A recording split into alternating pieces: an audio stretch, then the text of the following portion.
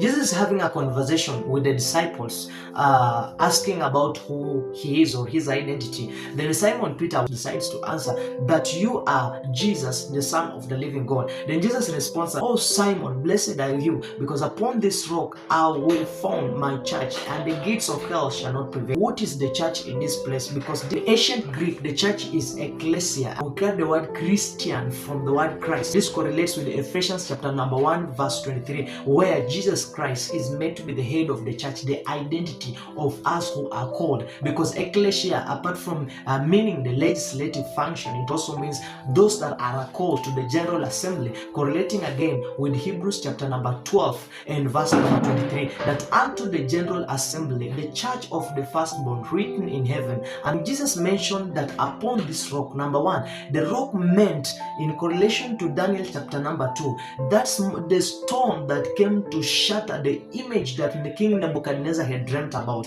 And it is that rock that now became the whole mountain that was known all over. And Jesus was born in the Roman Empire rule, and it is with that Roman Empire rule that collapsed, and now we don't hear of the Roman Empire again, we don't hear of the Babylonian, the Medo-Persia again, the Greek Empire again, but we hear about Christ all over the world. And even Christianity is the most dominant religion in the whole of the planet. Then idea number 2 about that rock. A rock, we know that a rock is so strong. A rock forms a foundation. So Jesus, in other words, was saying that I will form my ideology, I will form my church upon the strong foundation that cannot be shaken. And ideally, you see, Christians are being persecuted everywhere, name other countries, but again, there's still a rampant or there's still progressive conversions of people to Christianity, and it's still happening.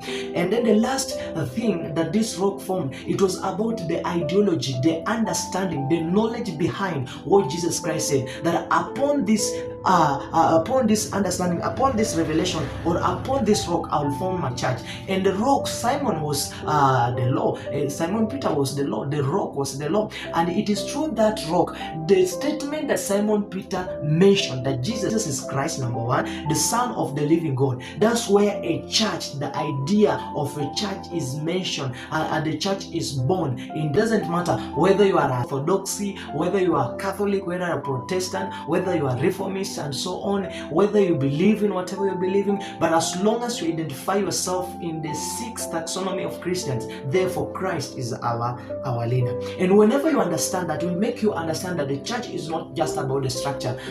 The fathers of faith in this land, Kenya, Bishop J.B. Masinde of Deliverance Church Umoja, says that the church is you, because Christ came, is the rock of salvation.